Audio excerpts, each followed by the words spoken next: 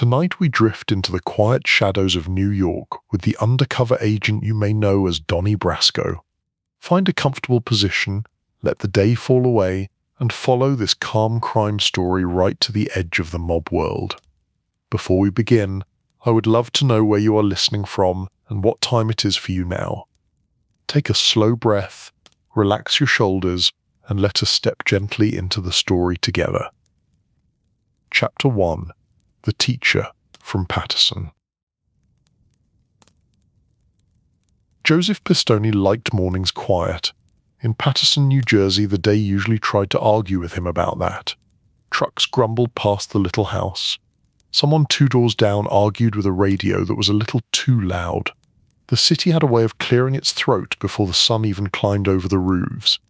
He sat at the kitchen table with a mug that tasted like coffee and duty in equal measure.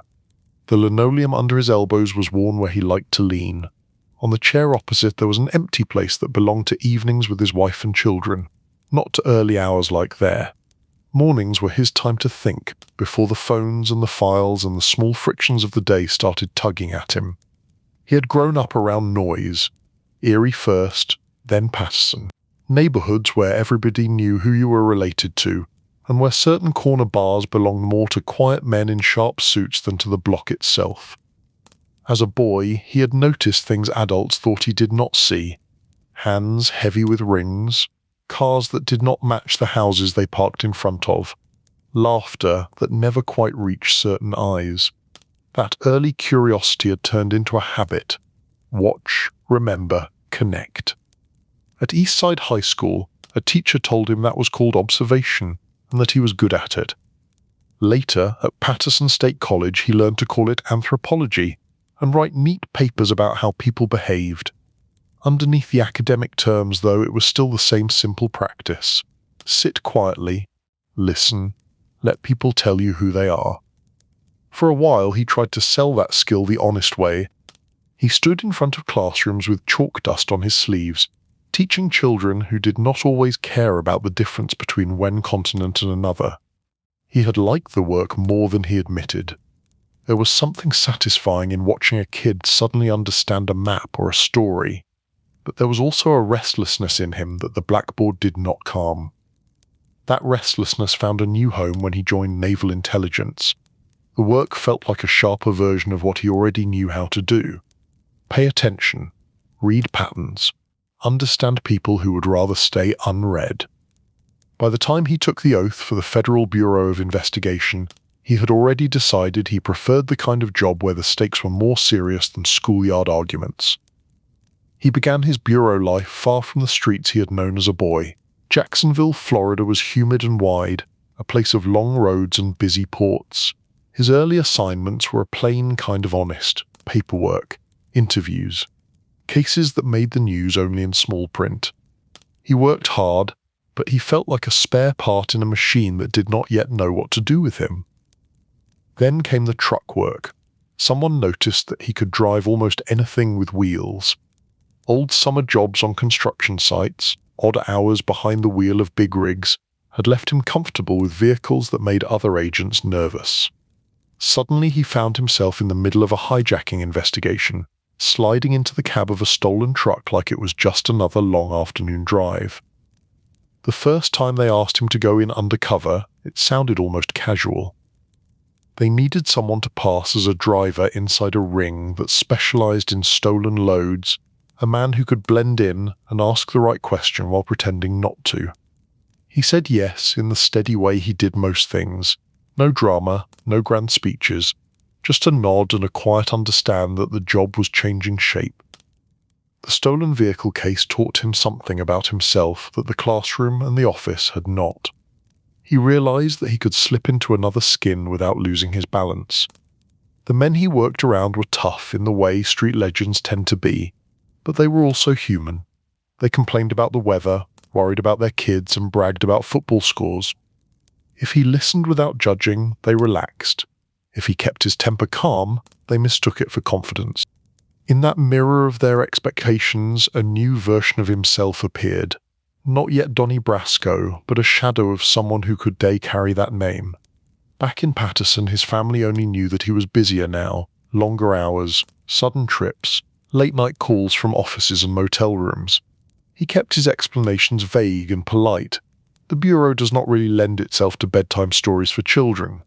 He would sometimes stand in the doorway of his kids' rooms, watching them sleep, feeling like he was already living two lives and had not quite mastered either one. Transfers have a way of arriving in plain envelopes. The assignment that moved him closer to New York came like that. One day he was part of a case in Florida. Soon after, he was heading for the city he knew from both childhood visits and newspaper headlines. The unit he joined there handled trucks and hijacks, the arteries of illegal money that ran through the region. The city had changed since his younger days, but the rhythm of certain blocks felt familiar.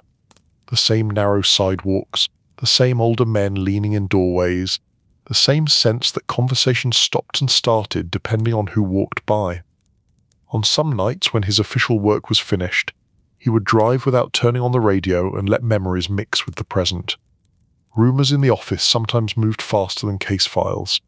People talked about organized crime families, about bosses and underbosses, about the strange mixture of old-world tradition and modern business that kept those groups alive. Joseph listened more than he spoke, filing away names and stories.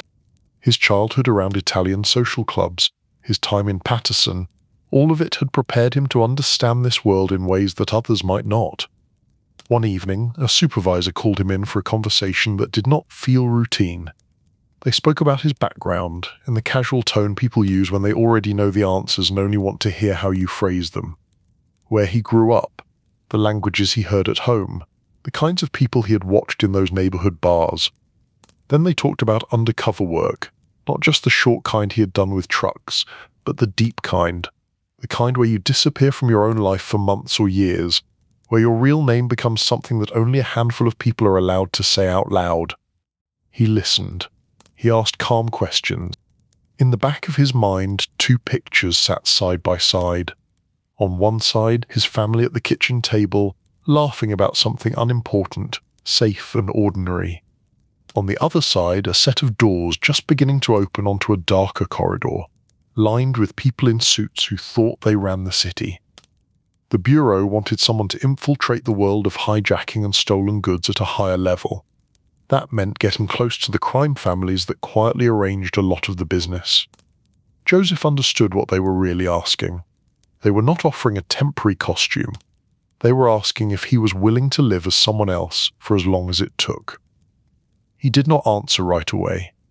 That night, back in Paterson, he sat again at his worn kitchen table. The same place where he drank his morning coffee now held the weight of a decision.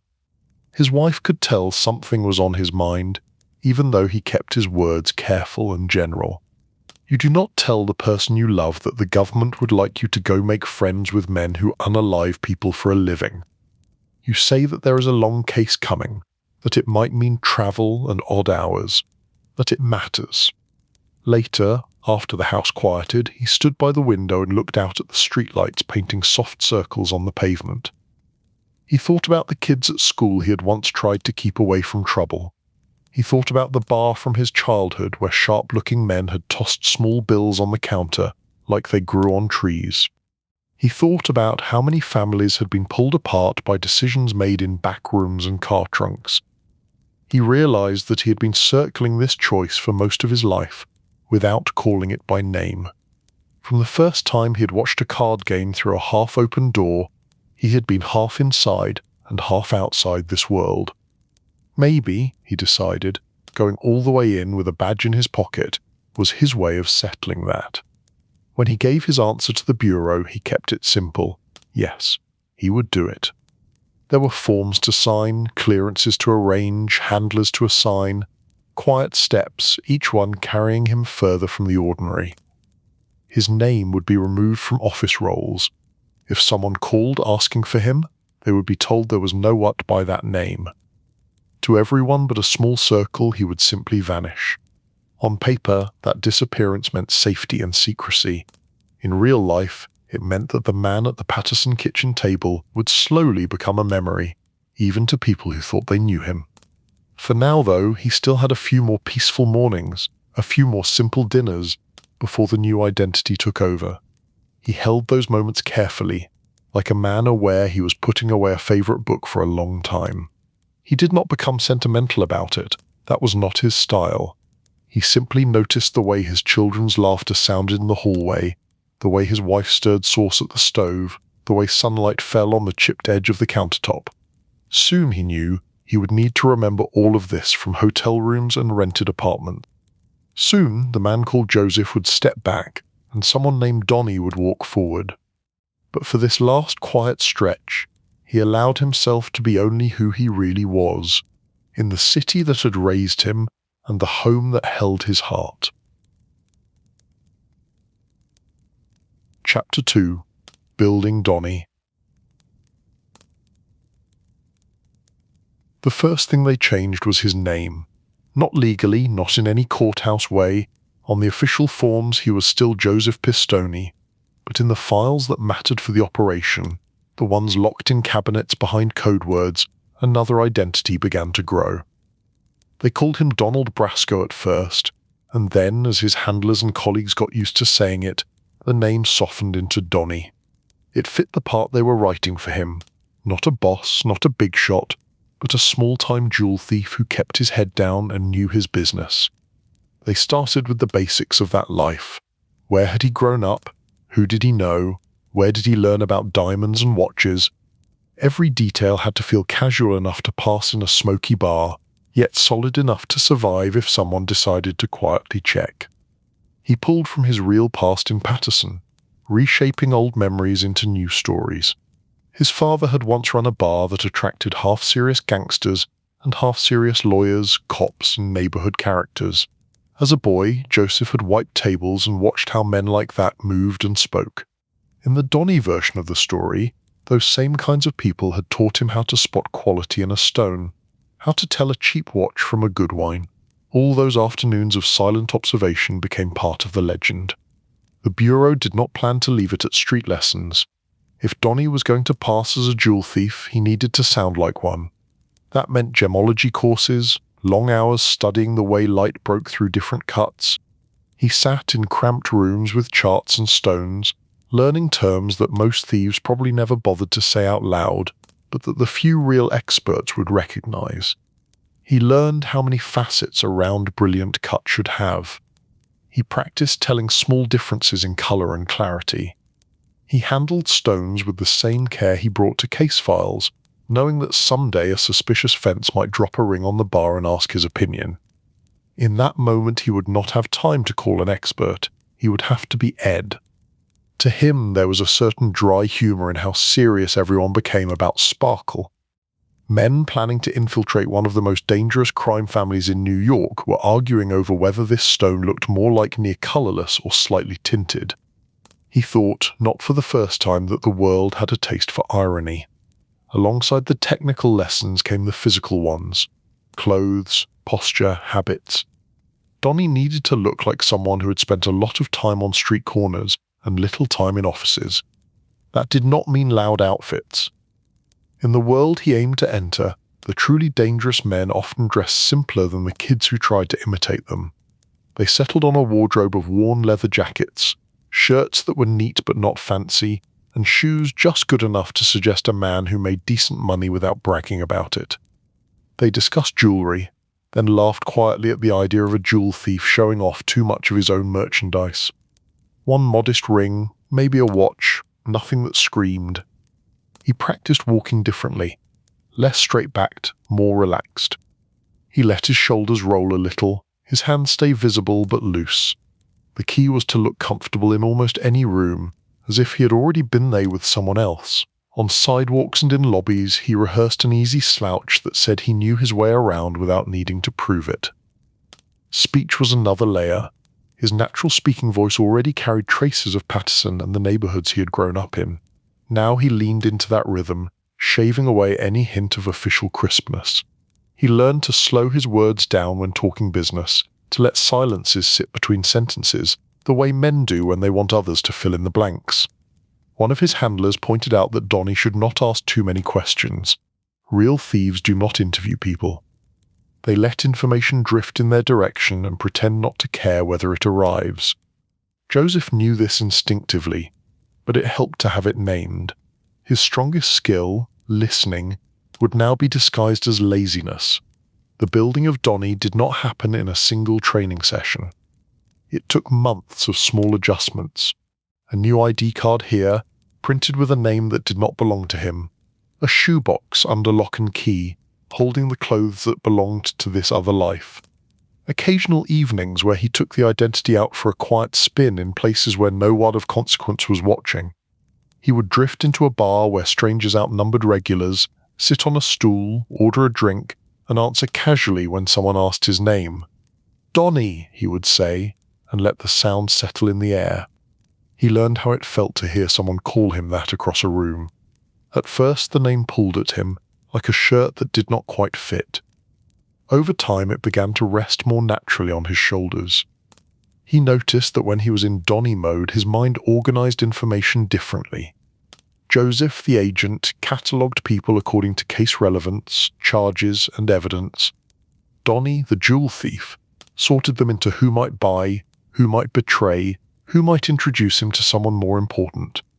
The Bureau had a plan for how he would drift toward the circles they wanted him in. The underworld had its own gravity.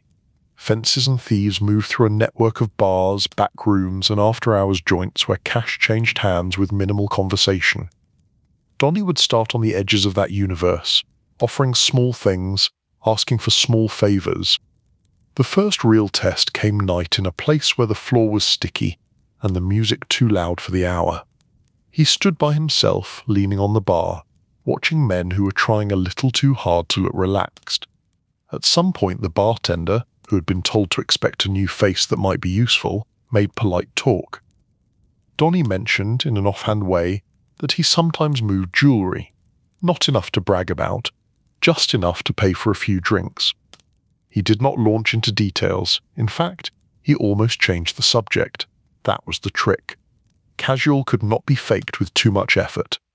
Later, after the bar closed, the bartender mentioned a card game at an after-hours club. It was the kind of invitation that meant more than it seemed to. You did not get invited to games like that unless someone thought you belonged near the edges of something bigger. He showed up late, by design. Men who hurried to those games did not last long. He played a few hands, lost a little money, and did not complain. That marked him as someone who understood that the cards were only half the point. He watched the other faces more than his own hand. Names floated by, some of them familiar from office whispers. In the weeks that followed, Donnie became a minor fixture in certain circles. He was not the center of attention. That would have been fatal. Instead, he was the guy near the wall, the one people started to recognize and nod to. When there was talk of stolen goods, he listened. Every so often, he let slip that he might know someone who knew someone. All the while, reports filtered back to the small circle of supervisors who actually knew who he really was. They adjusted his course like unseen tugboats, nudging him toward the smooth channels where lower-level thieves rubbed shoulders with men linked to larger families. Between these excursions into the night, he still returned home at times, though less and less. The contrast between worlds grew sharper. One evening, he sat on the couch with his family, watching a simple television program that required no decoding, and realized that his body was relaxed but his mind was still calculating angles as if he were in a crowded bar. It was a subtle sign of how thoroughly the new identity was taking root. Donnie was no longer someone he played for a few hours. Donnie had become a lens through which he looked at every room, even those that held only people he loved. He made a quiet decision then, one that he did not phrase out loud. If he was going to keep this balance, he would need to protect small pockets of ordinary life. Coffee at the kitchen table. A walk around the block where he looked at trees instead of license plates. These small rituals would anchor Joseph even as Donnie did the dangerous walking. His handlers, for their part, were pleased. The reports from the field described contacts with people linked to serious crews. A name kept coming up, someone who might become important. A man by the name of Anthony Mirror, known on the street for his temper, suspicion, and connections to a powerful family. Reaching a figure like Mirror could not be rushed. The underworld had a slow echo. Word travelled ahead of a man like Donnie, carried by bartenders and small-time hustlers. Some of the talk was invented. None of it could be controlled. All he could do was keep playing his role with patience and consistency, trusting that eventually someone higher up would decide he was worth a closer look. On nights when progress felt slow, he reminded himself that this was what he had signed up for. The job was not fireworks and dramatic raids. It was long hours of pretending to care mainly about small profits, small grudges, small jokes. In that low light, the real work happened quietly. He would drive back to his rented rooms as streets emptied around him, review conversations aloud to fix them in his memory, and then force himself to sleep. The alarm would ring, and the pattern would begin again. Another bar, another game, another chance to let Donnie be seen and filed away in the mental ledgers of men whose respect came grudgingly. Somewhere along the way, without a single clear moment of change, he realized that he no longer had to think before answering when someone asked his name. Donnie came first on his tongue, as natural as breathing. Joseph still existed, but he had stepped into the back row of his own life. That quiet shift meant the preparation was nearly complete.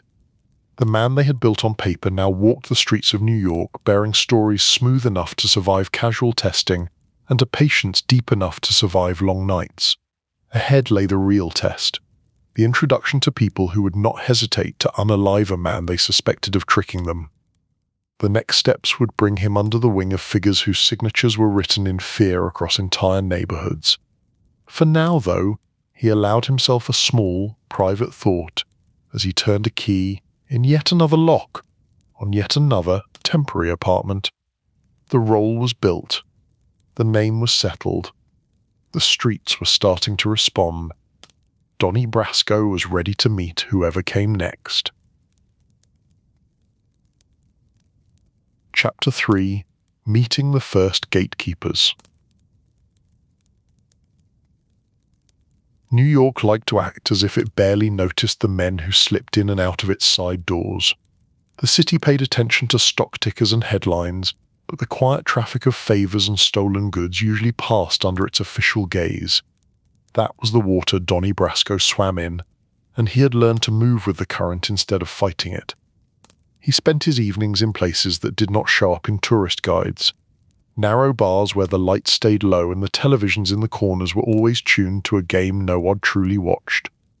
Clubs where the doors stayed locked until someone inside looked you over through a small window and decided you were worth the trouble of letting in. In those rooms, people tested each other without announcing it. A question that sounded casual was really a careful probe. A laugh that seemed harmless might hide a note of warning. Donnie knew this, and he played his part the same way a card player works a hand. Nothing too bold, nothing too timid, just enough movement to keep things interesting. He had made a small name for himself as a man who could move jewelry quietly, not tons of it, not the high-end pieces that ended up in newspapers, but enough to show that he knew his field.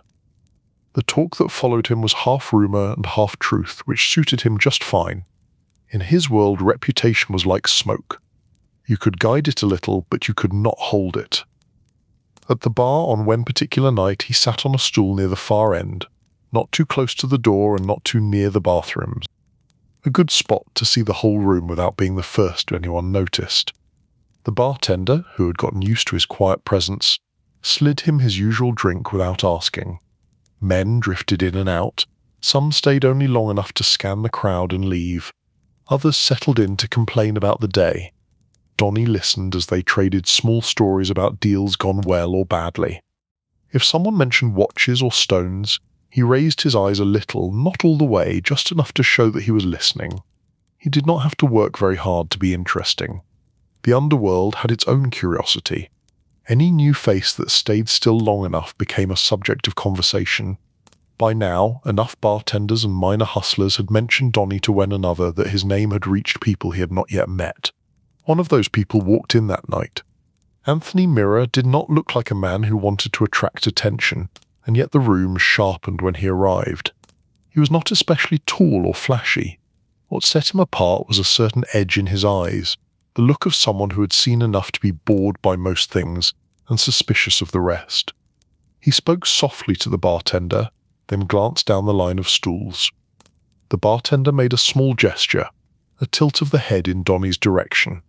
That was all it took. In this world, introductions often started with the simplest signals. Mira moved closer, taking the empty stool beside him. Donnie could feel the weight of that choice. In a bar like this, where you sat and beside whom could be as meaningful as a signed contract, Anthony asked his name in a tone that suggested he already knew the answer. Donnie gave it, calm and plain, no extra details. Mira then mentioned that he had heard the name around, attached to whispers about jewellery, about a guy who knew how to handle hot goods without making a mess. Donnie responded in kind. He did not deny the rumours, he did not brag either. He kept his voice light, almost lazy, as if the subject bored him a little. That was the first test, passed by not trying too hard. As they talked, Mira sprinkled the conversation with small baited hooks. Questions about where Donnie had fenced certain items, names of neighbourhoods where he claimed to have done business. Any hint of hesitation would have marked Donnie as someone making up stories. Joseph, behind the mask, recognised the pattern. He had seen similar methods used by interrogators, only dressed differently. Because he had done his homework, because he had spent months weaving his backstory from pieces of real streets and real people, the answers came smoothly. He referenced bars that truly existed, mentioned side streets he had actually walked, recalled small events that felt specific but were vague enough to avoid being trapped by details. Mira watched him with a mixture of interest and skepticism. A man in his position did not stay alive by trusting easily. At some point he dropped a name that belonged to a fence Donnie claimed to know. The way he did it made the intent clear. This was a test. Donnie described the fence in enough detail to show he had met him, then shrugged, as if the man were just another contact in a long list. After a while, Anthony shifted topics to more ordinary things. Sports, weather, the annoyances of traffic. It could have been any two men killing time in a bar. Underneath the small talk, though, something more significant was happening. Mira was deciding whether this quiet jewel thief could be useful. At the end of the night, Anthony mentioned a card game in another part of town. The invitation was couched as casual, but Donnie heard the weight behind it. Card games were where money moved, and where people with real connections watched how you behaved when you lost or won. Donnie accepted with a nod, as if he had no idea a door was opening. Inside, Joseph marked the moment carefully. Months of patient work had brought him here, to a simple sentence from a man who held keys to the Bonanno family.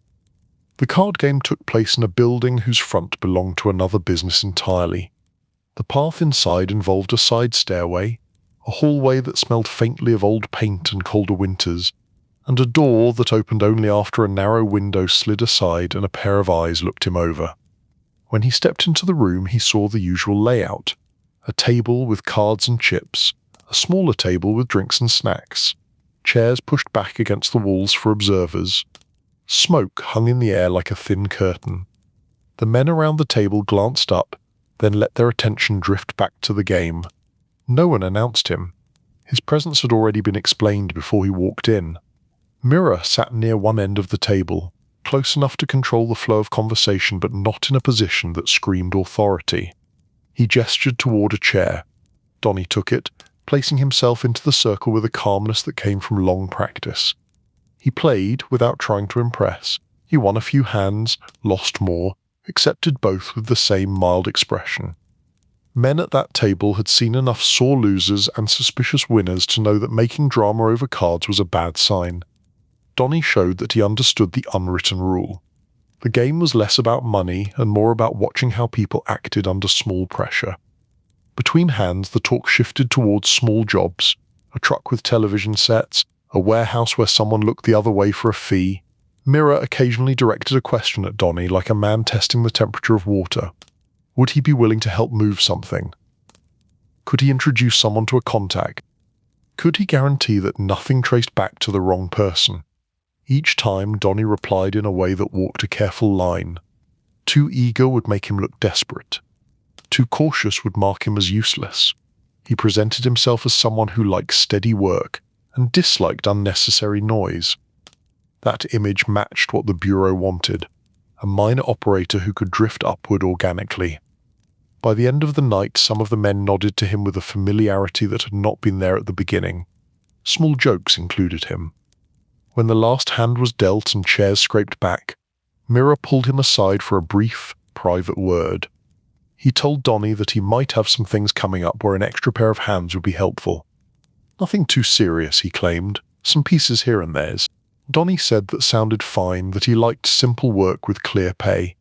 They parted in the stairwell, with Mira offering a parting remark that sounded almost friendly, though the threat behind it was understood.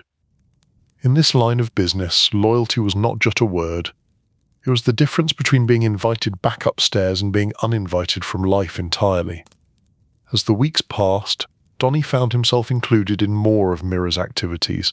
Some days it meant riding along on errands that looked like nothing special. Other times it meant being present in conversations where the names of higher-ranking members floated in the air like echoes. He learned quickly that Mira could be generous one moment and dangerous the next. Stories circulated about his temper, about how he handled people who disappointed him. None of the stories ended with gentle forgiveness. Despite that, or perhaps because of it, Donnie treated Anthony with patient respect. He did not flatter him. Men like Mira heard too much flattery already. Instead, Donnie offered small, practical acts of competence. Show up on time, keep his word, pay what he owed, say little but remember everything.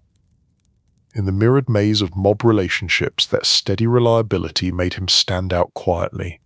Mira, who was used to people either trying too hard to impress him or trying too hard to avoid him, began to lean on Donnie in small ways, asking him to drive, sending him to deliver messages, including him in meetings with other associates. Through Mira, Donnie was introduced to people whose names carried more weight, men whose connections reached deeper into the Bonanno family structure.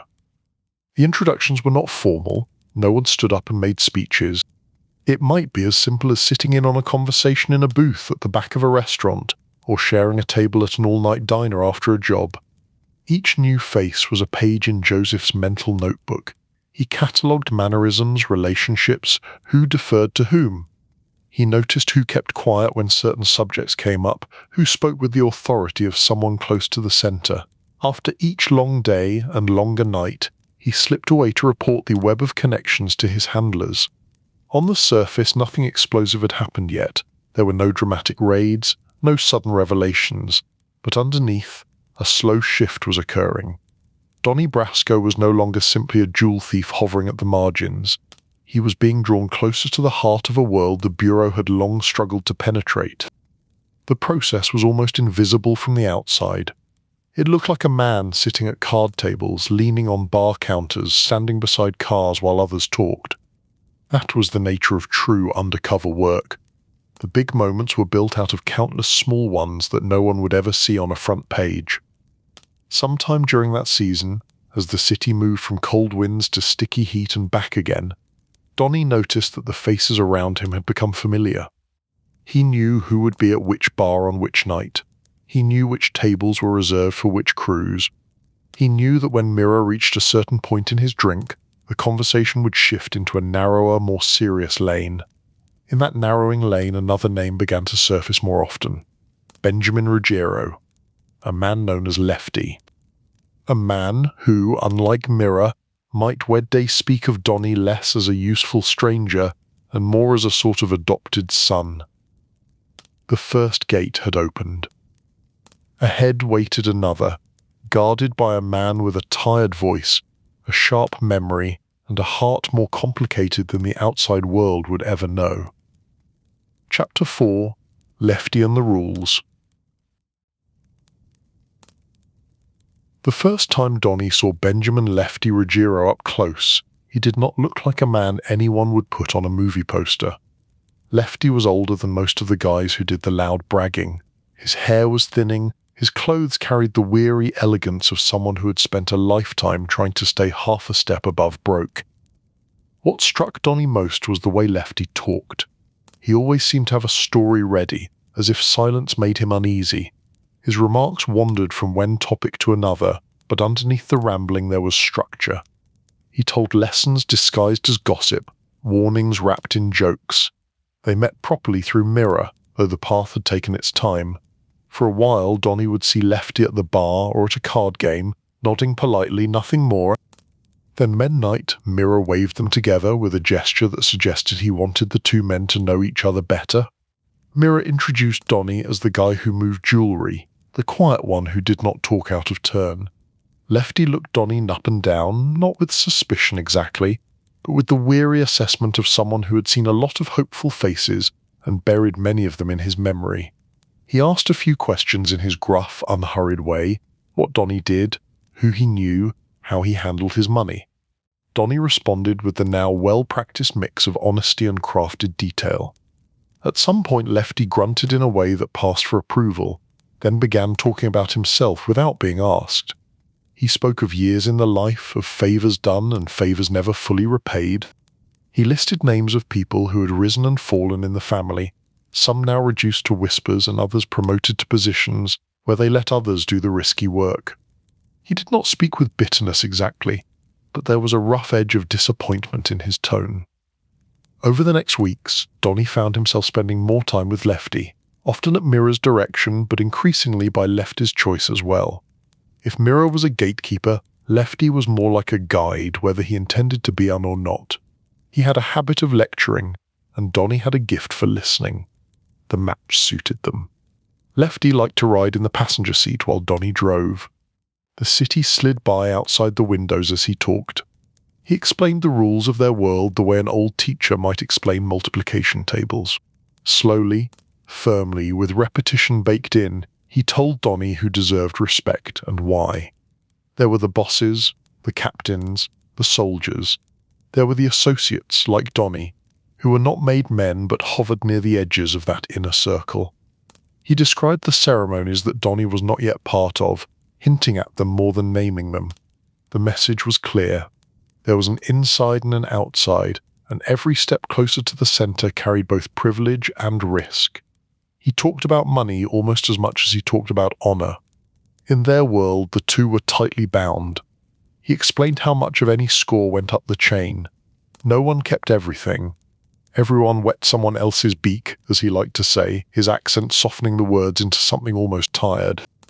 To outsiders, these might have sounded like the complaints of a man who felt underappreciated. To Donnie, they were also an education in the economics of organised crime. The structure that law enforcement studied in charts and diagrams was alive in Lefty's constant muttering about who sent what to whom.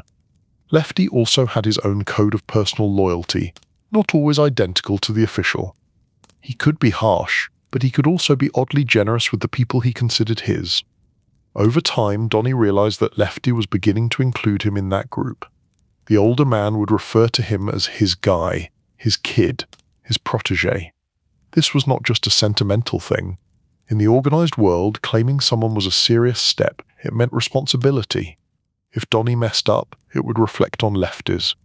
If Donnie prospered, a piece of that success would be credited to Lefty's guidance. The connection was both personal and professional. For Joseph, behind the scenes, this closeness was both an advantage and a burden. On the bureau side, becoming Lefty's man meant gaining access to deeper layers of the family. On the human side, it meant sharing long car rides and late-night conversations with someone whose trust was real, even if it was built on a lie. He could not avoid liking Lefty, despite knowing the kind of life the man had lived. Lefty talked about his own family with a rough affection. Children who did not always understand why he lived as he did, a wife who had stayed through lean years and worse, small fights over money, over hours kept, over broken promises. The contradictions sat side by side. Here was a man who could discuss sending someone to be unalived in the same breath as he worried about a grandson. The world rarely offers clean lines, and for Joseph, sitting in the driver's seat, the blur was impossible to ignore. Lefty had countless rules, some official, some entirely his own. He corrected Donnie on everything, from how to address certain men, to how to sit at a table, to how often to call and check in. If Donnie went a day without calling, Lefty made sure he heard about it. You do not make a man like that feel ignored. That was one of the many unwritten lessons. Respect, in their world, was measured in attention and availability. Donnie learnt to call Lefty first thing in the afternoon and last thing at night, checking in like a son who knew his father needed to hear his voice.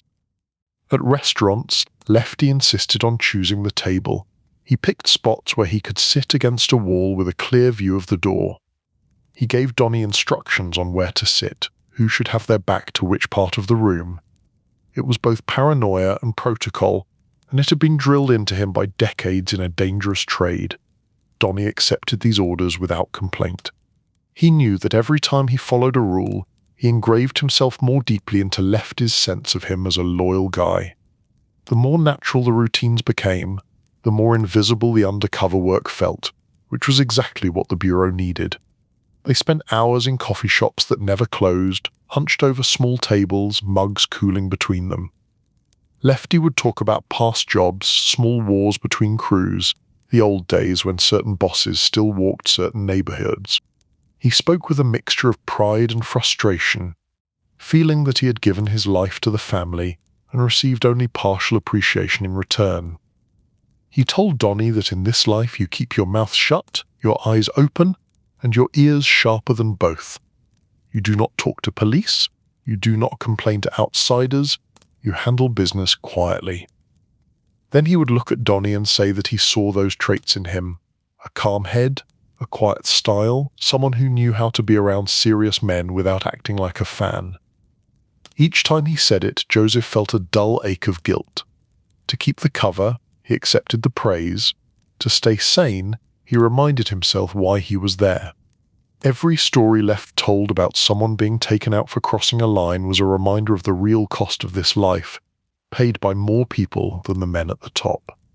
As Donnie rose in Lefty's estimation, others noticed. The crew began to treat him less as a newcomer and more as an established piece of the scenery. He was entrusted with more delicate errands, collecting money, delivering messages that were designed to sound harmless if overheard, but carried heavier meanings to those in the know. Through Lefty, Donnie met higher-ranking members, including men who answered directly to Dominic Sonny Black Napolitano. These meetings were often brief and businesslike. The higher men did not waste words on small talk. Still, the fact that Donnie was present at all meant his position was changing. Lefty was proud of that.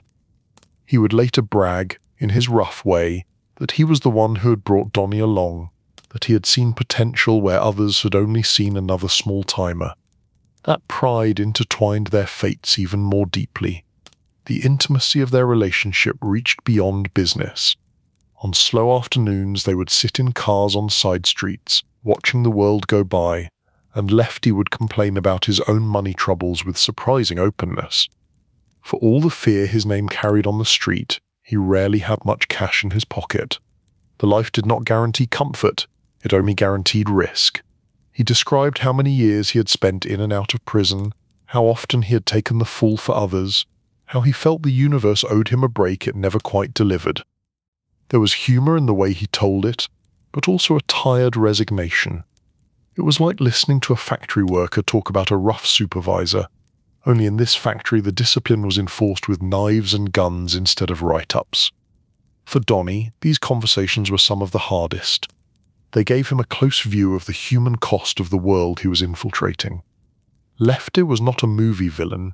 He was a flawed man who had made countless terrible choices, yet he also possessed a complicated loyalty and an almost old-fashioned sense of obligation. Sitting across from him, Joseph felt the split widen inside.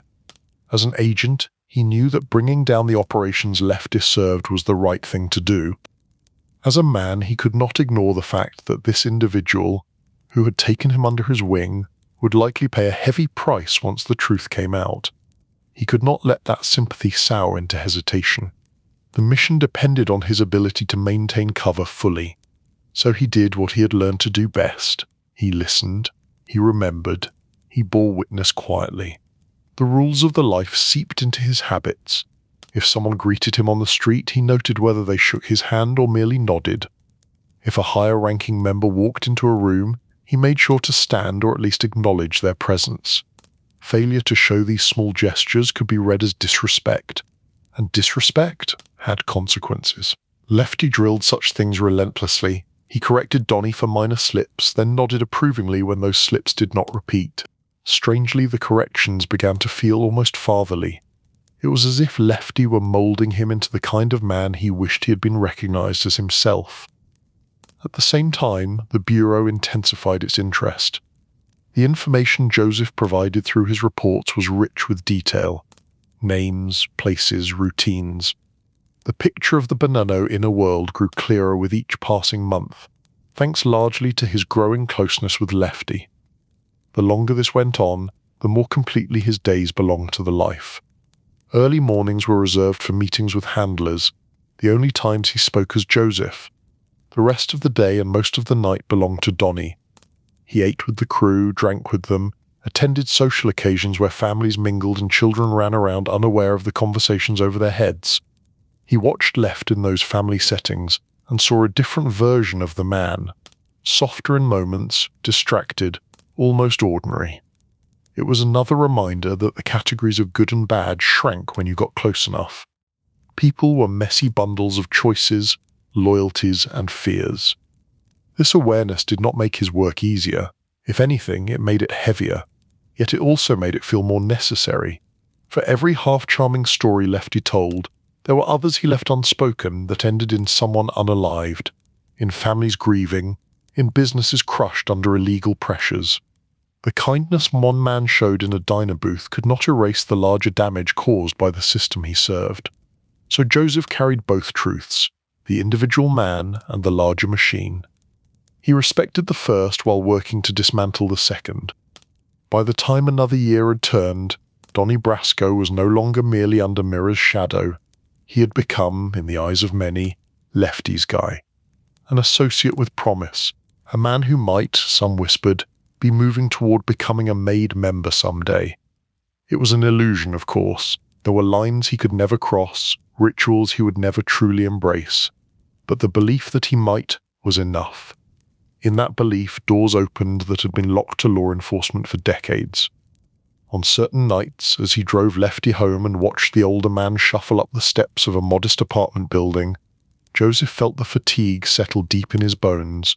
The weight of the double life, the long hours, the lies told to protect people on both sides, all of it pressed down. Yet when Lefty turned back, hand raised in a small gesture of farewell, Donnie raised his hand in answer without needing to think. The bond was real, even if it was built on a secret that would one day break it.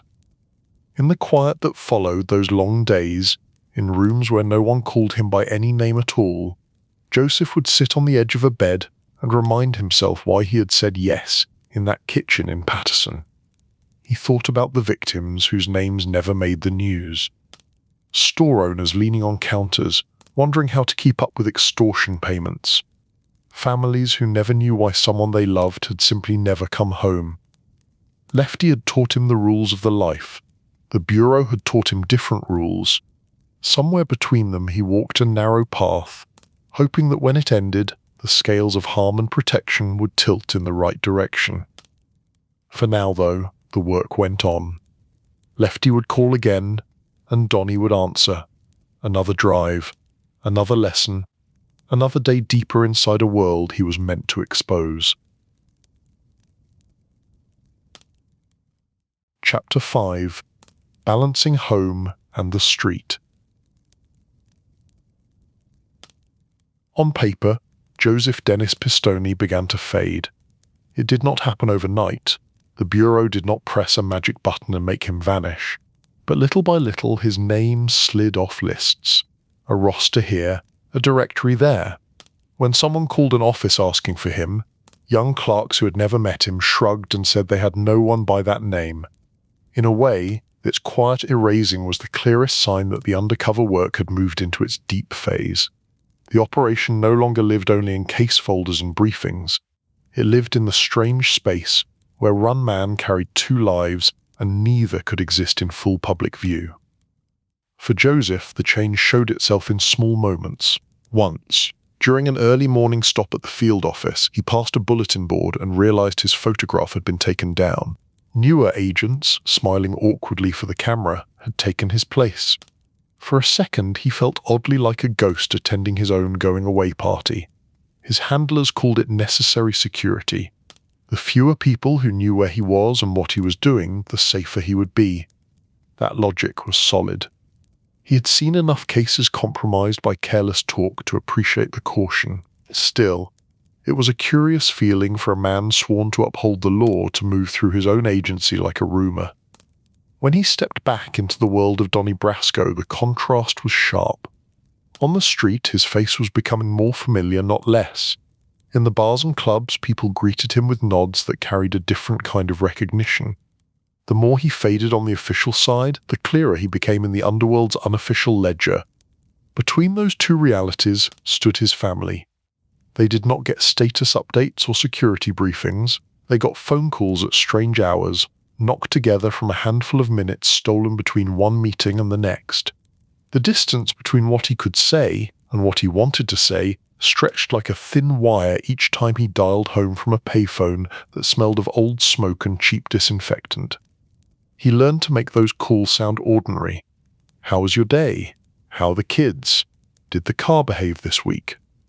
He asked the small questions that make up the real fabric of family life, even as his mind tracked details from his other conversations, where a certain captain liked to sit in a restaurant, which warehouse was now under whose control. Sometimes, when his wife mentioned a school play or a parent-teacher meeting he had missed, a small tightness pinched behind his ribs. He had become used to risking his life. He was less used to missing the milestones that came and went without violence or headlines. He reminded himself that this was temporary, that the years of undercover work would one day become something his children could look back on as part of a larger story of service. That thought helped, but only up to a point. The human heart often cares more about who shows up at bedtime than who takes down a crime family. There were nights when the line crackled, and he could hear his children in the background, arguing over something trivial. Toys, television, bedtime. Ordinary battles. He would close his eyes and picture them running down the hall of their house, the same house where he had once sat with coffee and case files. Then a siren would wail past the phone booth, or a shadow would move in the corner of his eye, and Donnie would pull him back to the present. He could not tell them where he was. He could not tell them who he sat with when the calls ended. Instead, he spoke in generalities. Work is busy. I am travelling. I will be home when I can. His wife, who had known him long enough to read the spaces between his words, did not press too hard. She heard the strain in his voice and the attempt to keep it light. The lies he told his family were soft ones, meant to protect rather than deceive for his own gain. Still, they weighed on him. A lie is a lie, whether it serves a badge or a bank. He carried that knowledge with a kind of steady acceptance. He had chosen this path. It did not ask permission to be easy. On the street side, the lies had a different flavour. There, he lied about who he was at the foundation level. Name, history, loyalties. Every conversation with Lefty or Mirror rested on that concealed truth. Day after day, he played the quiet jewel thief, the loyal associate who did not ask too many questions. The emotional fatigue came less from sudden shocks and more from the constant need to maintain posture. In the life, you never really relaxed. Even at social gatherings, where wives and children shared tables with crew members, a part of his mind stayed on watch. A careless word, a misremembered detail about his supposed past, could spark suspicion. He found small ways to manage the tension. On nights when he could not go home, he sometimes drove out of the dense city, just far enough to see a strip of trees or a sliver of water. He would sit in the car with the engine off and let the relative silence wrap around him. No jukebox, no arguments at the bar, no Lefty giving instructions. Those moments were brief, but they allowed Joseph to surface inside Donnie for a breath. Once in a while, he managed a short visit home between phases of the operation. Those visits felt both comforting and strange. Walking through the front door, he had to remind himself that here he was Joseph, not Donnie. A habit as simple as scanning every car on the block for danger needed to be dialed down, or at least hidden. His kids did not care who he sat next to in some dark social club. They wanted to know if he would take them to the park or watch a game on television. In those hours, he focused on them with the same sharp attention he usually reserved for suspects. He memorized the way their faces changed as they grew, the way their voices shifted, the way they told him stories about classmates whose names he had never heard before. His wife handled the practical side of things with quiet strength. Bills, school schedules, the little crises that come unannounced. She took care of all of it while he was off pretending to be someone else. Sometimes, when the kids were out of earshot, she would look at him for a long moment and ask if he was being careful. The question hung in the air between them. He answered that he was in the calmest tone he could manage. He did not describe the nights in card rooms where tempers flared, or the times someone had half joked about what would happen to a rat. There was no reason to paint those pictures in her mind.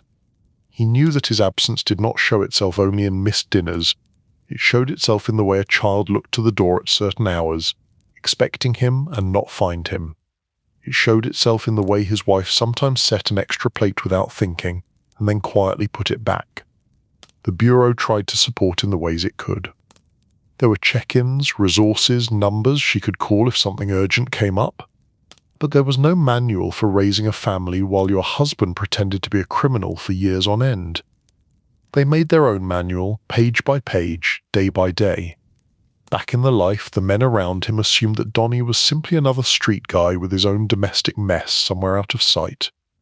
Some had families they rarely saw. Others drifted through relationships like they drifted through jobs. The life was not kind to permanence. When they did talk about family, it was often with a mix of affection and exasperation. A son who wanted money for something unnecessary, a daughter dating someone they disliked, an argument about rent or groceries. These mundane complaints sat next to talk of scores and debts the way coffee cups sat next to cards and chips. In those moments, Joseph saw clearly how the same man could be two very different people depending on the room. Lefty, who might order something harsh in conversation, could spend the next afternoon worrying about a grandchild. Mirror, who cultivated a reputation for being dangerous, might spend 10 minutes complaining about a leaking sink. It made the moral math harder. It is simple to oppose monsters. It is more complicated to oppose human beings who have chosen monstrous work. Yet that complexity was also the reason he felt the job mattered. If the system of organized crime had been made only of cartoon villains, it would not have lasted so long. It survived because it wrapped itself around real human needs and fears. Late night, after a long string of days away from home, he sat in a motel room that carried the anonymous smell of countless previous guests. The television flickered muted in the corner. On the nightstand sat a phone he had already used to call his family earlier. The echo of their voices still fresh in his mind. He thought about everything the operation had cost so far: sleep, time, peace at home. He thought about everything it might yet cost if something went wrong. Then he thought about the alternative: walking away, letting someone else take the risk, accepting that families like his would continue to live under the shadow of men whose decisions were guided by greed and fear instead of law. The scales tipped in the same direction they always did. He believed, in a quiet, stubborn way, that his presence inside the life could help pull those scales slightly back toward justice. Not all the way, not in some perfect storybook sense, just enough to matter. He did not make a speech to the empty room. He did not even speak the words out loud. But inside, he made a promise to himself that he would see this through as far as he safely could, that he would endure the distance from home and the strain of double living in order to bring out the kind of evidence that would hold in court, not just in conversation. He also promised himself something more personal. When this was over, whenever that time came, he would not let the undercover years swallow the rest of his life. He would return to being a husband and father with the same focus he now gave to being an associate. He knew he could not erase the distance these years had created, but he meant to close it as much as possible. For now, the path still ran between two worlds. In net, he was a fading name on a government roster and a half-explained absence at a dinner table. In the other, he was Donnie Brasco, a rising figure under the wing of a seasoned mobster, trusted just enough to be invited deeper. Tomorrow the phone would ring again, and he would answer to one name or the other, depending on who was on the line. The balancing act would continue with no net below. He turned off the television lay back on the narrow bed and closed his eyes. Somewhere miles away his family was sleeping. Somewhere not far from his motel, men were planning the next day of business. Between them, suspended in the thin dark, he drifted into a shallow, watchful rest. Chapter 6: Sunshine and Shadows in Florida. After so many nights spent under grey New York skies, the Florida light felt almost unfair. It was bright, blunt, and everywhere. It spilled across parking lots, bounced off the chrome of parked cars, and made even the shabbiest buildings look a little less tired.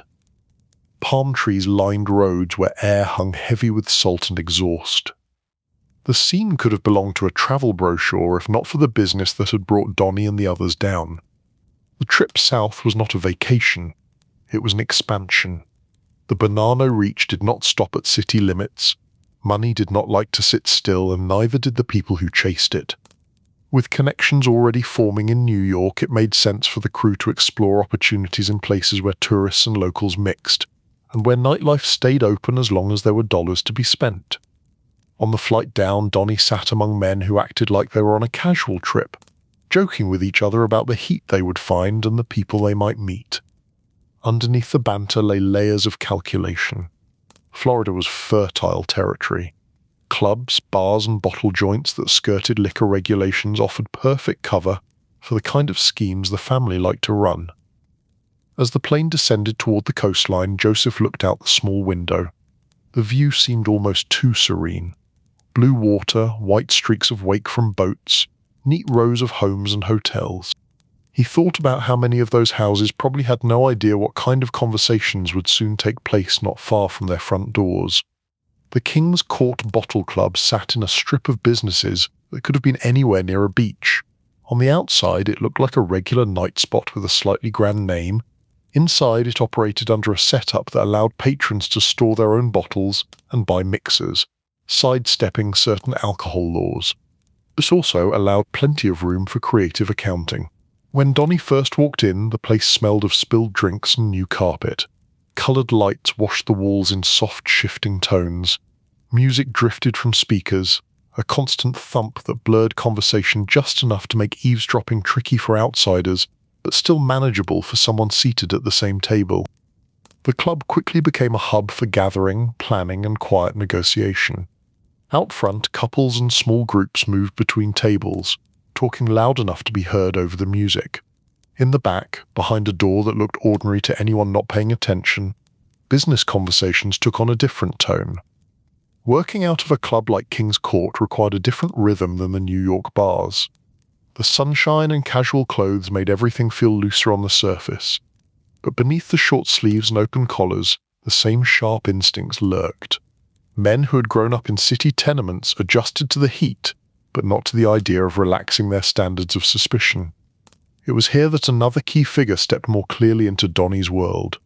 Dominic's sunny black Napolitano carried a different energy than Mira or even Lefty SC. Where Mira was quick-tempered and Lefty was constantly talking, Sunny Black had a steadier presence. He moved with the calm assurance of a man used to being listened to. His voice did not need to rise to command attention. Donnie had already crossed paths with him in New York, but Florida offered more chances to see him in action. Sunny Black had responsibilities, and the club was part of a larger plan to widen business streams. He was the kind of man who preferred order even in illegal enterprises. He liked knowing who handled what, how the money flowed, and which faces belonged in which rooms. At King's Court, Donnie found himself often in proximity to Sunny Black, thanks in part to Lefty's pride in showing off his protégé. The older man would talk up Donnie's skills in front of Sunny, emphasizing his reliability, his eye for merchandise, his steady nerves. Sunny listened, taking mental notes the way men in his position always did. Conversations in the Florida heat had a different soundtrack than those in New York. Palm fronds rustled outside, and the distant roar of traffic mingled with the club music. Inside, Sunny spoke about the possibilities the location offered. More customers with loose wallets, more chance to skim, to loan, to extend influence. Donnie watched and learned. He paid attention not only to what Sonny said but to how others reacted, who laughed too quickly, who waited for Sonny to speak before forming an opinion. The hierarchies that had been hinted at in New York now stood in clearer relief under the bright lights of a club trying to look casual. The work itself shifted slightly. In New York, Donnie had moved mostly within a world of hijacks, card games, and backroom deals. In Florida, he found himself handling matters connected to the club and to the networks that grew around it, setting up introductions between local operators and banana men, ensuring that the right people were taken care of and the wrong people were discouraged, politely at first. Still, some things remained the same. The need to present as loyal and useful, the constant balancing act between being visible enough to matter and invisible enough to avoid drawing dangerous curiosity from rival groups or law enforcement. For Joseph, there was an odd irony in working under the bright Florida sun to dig deeper into shadows. During slow moments, he would step outside the club and stand for a few minutes in the heat, letting the light soak into his face. To anyone watching, he might have looked like a man grabbing a breath of fresh air. Inside, he was reminding himself that there was a world beyond the dim rooms and coded talk. The change of setting also stretched the distance between him and his family even further. Phone calls now jumped more miles. Time zones made their own small mischief. When he called in the evening, it might already be late at home. The kids asked if he was somewhere warm. He said yes and described the sun in general terms, careful not to get specific about cities or streets. Back at the club, the days and nights blurred. One afternoon might bring a sit-down with local figures who wanted a piece of what the family could offer. Another night might involve smoothing over a conflict between a bartender and a patron who thought he should be comped more than was reasonable. Sonny Black watched how Donnie handled these smaller matters. He noticed that Donnie did not rush to violence or even to threats. He preferred to talk, to find compromise, to guide situations back toward calm. In their world, that kind of steady hand was valuable. A man who could keep things cool until heat was truly needed saved everyone trouble. Over time, Sonny began to include Donnie in conversations that revealed more of the strategic picture. Note full details, never everything, but enough to show trust. Plans to use the club not only as a place to make money but as a cover for other operations. Schemes involving loans, gambling, and potential ventures in other parts of Florida. The Bureau followed this expansion with keen interest. Through Joseph's reports, they gained insight into how the family projected power beyond their home turf. They learned who in Florida was willing to partner with New York crews and who preferred to stay independent. They saw patterns of investment and pressure that would later form the backbone of wider cases. Meanwhile, Lefty continued to play his role as mentor and commentator. He seemed almost younger in Florida, enjoying the small status bump that came from being seen as part of a crew entrusted with new ground. He taught Donnie how things translated to this different landscape, which local expressions meant trouble, which restaurants were safe, which beaches to avoid after dark. He did not stop complaining about money. Even in the sun, Lefty found reasons to grumble about how much the family took and how little trickled down. Donnie listened, nodded, and occasionally defused the grousing with a wry remark. Their rapport had become familiar enough to survive the change of scenery. One evening, after a long day of dealing with minor disputes over club percentages, Donnie walked alone along a stretch of beach. The sand still held the heat of the day. The surf rolled in and out with a steady hush, a rhythmic sound far kinder than the clatter of bar glasses. He thought about how far he was from Paterson, geographically and otherwise. The boy who had watched men in suits at his father's bar could not have imagined standing here as a trusted associate of a crime family, carrying secrets in both directions. The distance between that boy and the man he now was felt both immense and strangely small.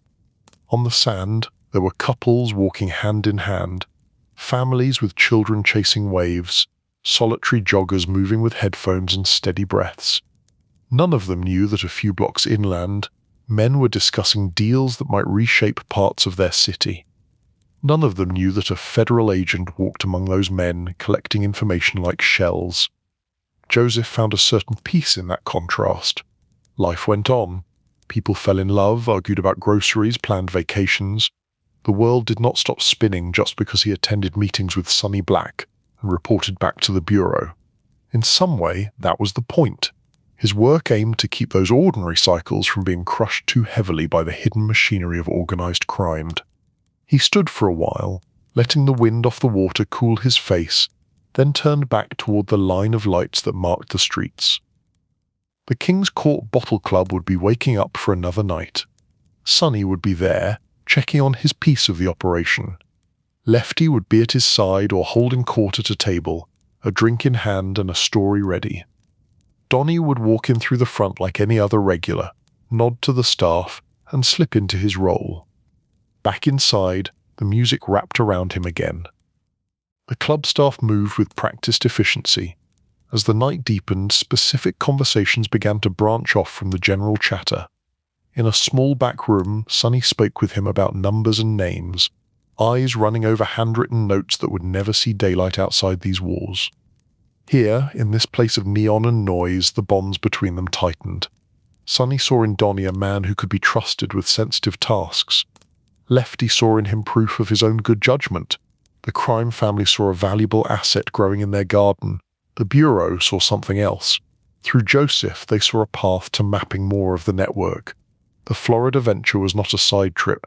It was another piece of a larger puzzle, one whose final picture still lay years away. Late that night, when the last customers had drifted out and staff began to clean, Donnie leaned against the bar for a moment, watching a bartender wipe down glass surfaces until they shone in the dim light. The music had been turned off. The club, stripped of its show, looked almost ordinary. He thought of all the roles a place like this played. To some it was a late-night escape, to others a workplace, to the family a revenue stream and a cover. To him it was a field office of sorts, a place where conversations fed into reports that would never be pinned to any public bulletin board. The Florida air, still warm even in the small hours, seeped in through the front door each time someone stepped out. Sunshine and shadows, he thought. That was the job. That was his life now. Moving between bright scenes and hidden motives, between open beaches and closed rooms. He straightened up, said a quiet goodnight to the remaining staff, and stepped outside. The night felt thick but not oppressive. Somewhere, a car radio played a song too faint to recognize. Somewhere else, in another part of the city, a family slept. He headed toward his car, the sound of the surf a distant murmur behind him, and prepared to carry back everything he had seen and heard into the next round of reports. The sun would rise again soon enough. With it would come more deals, more conversations, more chances for Donnie Brasco to glide through the mix, a calm figure in a storm that most people never knew was there. Chapter 7. Lines that cannot be crossed. There came a season when the air itself felt sharper. You could taste it in the way conversations shifted mid-sentence. You could feel it in the pauses that fell a little too long after certain names were spoken. In the life, trouble rarely announced itself loudly. It came as a change in tone, a narrowing of eyes, a sudden new caution in men who usually coasted through the day on habit. Donnie Brasco noticed it first in the bars. At tables where the crew used to joke freely, laughter now came in shorter bursts. Certain stories were no longer told, or were told only to a tighter circle. The word on the street was that higher up in the family, pressure was building. Power was moving around like furniture in a dark room. When that happened, people close to the ground could easily get their feet crushed. Round card tables there was more talk of who was in and who was out. Men speculated quietly about bosses and captains, about sit-downs that stretched late into the night. No one knew all the details, and those who knew some pretended to know less, but one thing was clear. The family was adjusting to some kind of internal storm. For Joseph, listening from behind the face of Donnie, these shifts were more than gossip. They were signals that physical danger might be moving closer. When positions at the top changed, there were often consequences lower down. People who backed the wrong person could find themselves suddenly on the wrong side of a decision. In that climate, talk of unaliving grew more frequent. Men used phrases everyone understood but that could not be easily quoted. Someone might say that a certain guy was not going to be around much longer. or that another had a problem that needed to be straightened out. The meaning behind the words was clear enough. The first time the tension drew Donnie directly into its orbit, it happened in the quiet way that serious things often do. He was sitting in a booth across from Lefty, coffee growing cold between them. The diner around them hummed with ordinary life. Silverware clinked. A server refilled cups.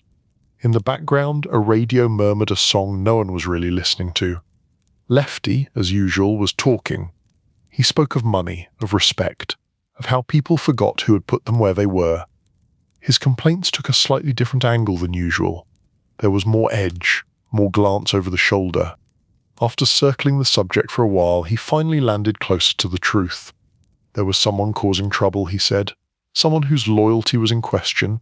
The kind of situation that could not be handled with a simple talk. Something bigger might be coming, and when that happened, certain men would be expected to step up, to show what side they were on. He studied Donnie as he spoke, watching for any sign of discomfort. Donnie kept his face calm. He knew this conversation had been building. You could not stand as close to the core of a family like this without eventually being asked to help with more than collecting envelopes and smoothing over bar fights. Lefty hinted that if a job came down, he would want Donnie with him. He framed it as a compliment. Only a man he trusted fully could be by his side in that kind of moment. It was, in the twisted logic of the life, a kind of affection. Joseph felt the weight of that trust settle on him like fresh concrete. He nodded slowly, neither eager nor hesitant. In their world, refusal was not really an option at that table. Any hint that he did not want to be involved would plant the seed that he lacked the stomach for the serious side of the life. That seed could grow into suspicion, and suspicion could grow into a very short future. Inside, though, he was already drawing a line. Long before this conversation, he had decided that he would never personally take part in unaliving anyone. He had made his peace with deception, with living as another man, even with breaking certain laws of association for the greater purpose of the investigation. But there was a boundary he could not cross and still recognize himself when he looked in a mirror. The trick now would be to keep that inner line intact, while presenting an outer face that looked ready for anything. After the diner, he met with his handlers in a car a safe distance away. No offices, no obvious briefcases, just 3 men in a parked vehicle, blending into a city full of parked vehicles. He described the conversation with Lefty in precise detail, the tone, the hints, the way the older man had framed the possible job as a step up. The handlers listened with the kind of concentration that stripped away all casualness. They understood the danger of this new turn. If the crew did plan a violent act, and Donnie was expected to be there, the Bureau would have both a legal and moral problem on its hands.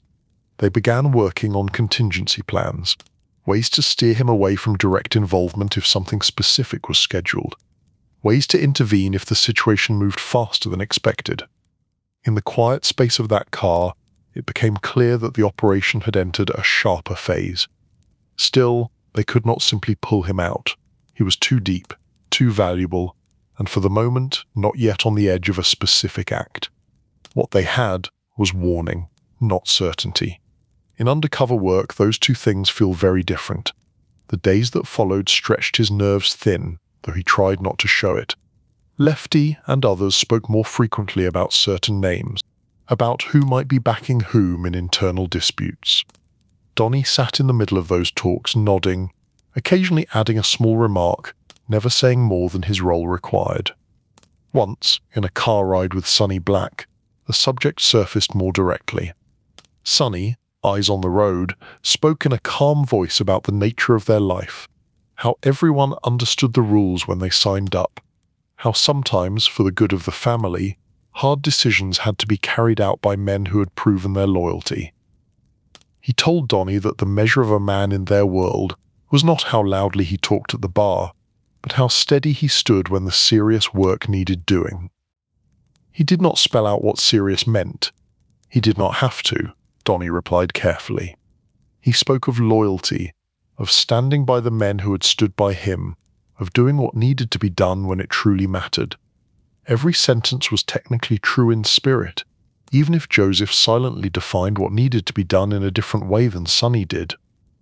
Later that night, lying awake in a rented room, he examined the balance of his life once again.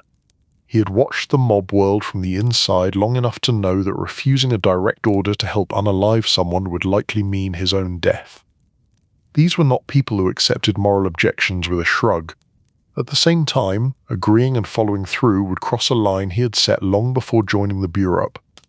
Between those two impossible choices lay the hope that he, and his supervisors, could keep him near the edge without letting him fall over it. The Bureau, for its part, tightened the net from outside. Surveillance increased where they could safely manage it. Intelligence units listened harder to rumors about pending actions.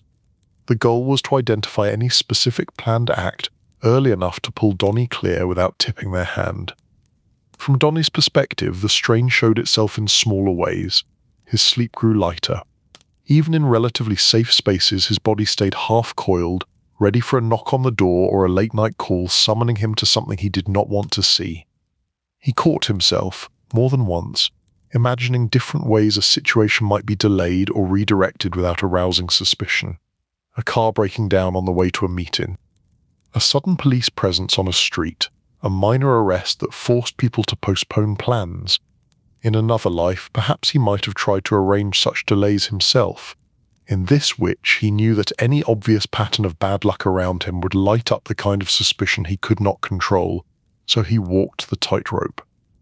Go where he was told, but always slightly off to the side of whatever was happening. Arrive late enough that actual violence had already taken place elsewhere. Be assigned the tasks around the edges, the driving, the waiting outside, the follow-up conversations. It was not a perfect shield. Even being near that kind of work left a mark, but it allowed him to gather information about the who and why without personally wielding the final act. Lefty, perhaps sensing the shift but not the source of Joseph's inattention, doubled down on his teachings. He spoke more about what it meant to be a real man in the life, how fear was normal, but backing down was not allowed. He took Donnie's quiet as proof of toughness rather than conflict. Once, while the two of them sat in a parked car watching a building across the street, Lefty spoke about people he had known who had failed to live up to expectations. He described how quickly their names vanished from conversation, how little their earlier talk and bravado counted in the end. Donnie listened, hands steady on the wheel. He thought about how different his own vanish would be if his cover were blown. There would be no quiet fading. There would be a sudden, violent end.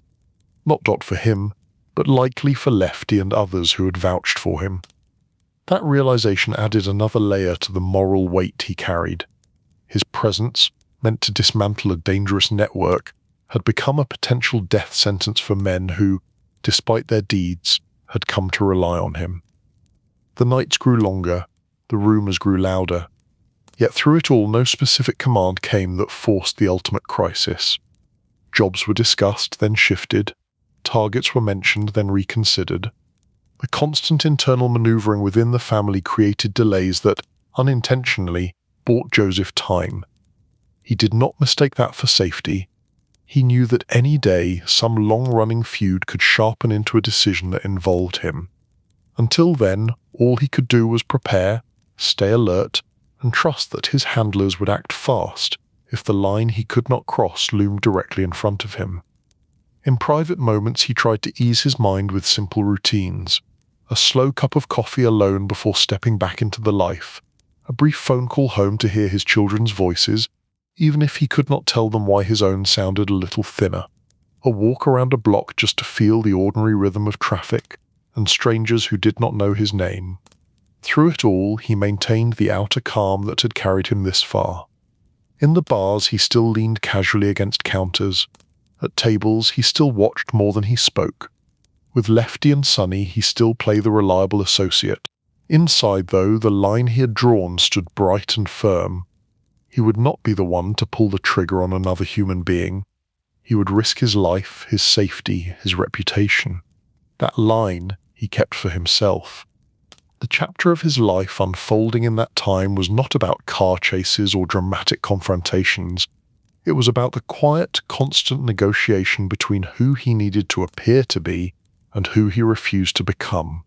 As the internal storms of the Bonanno family swirled higher overhead, he walked on, one careful step at a time, hoping that the path he had chosen would lead in the end to fewer people unalived rather than more.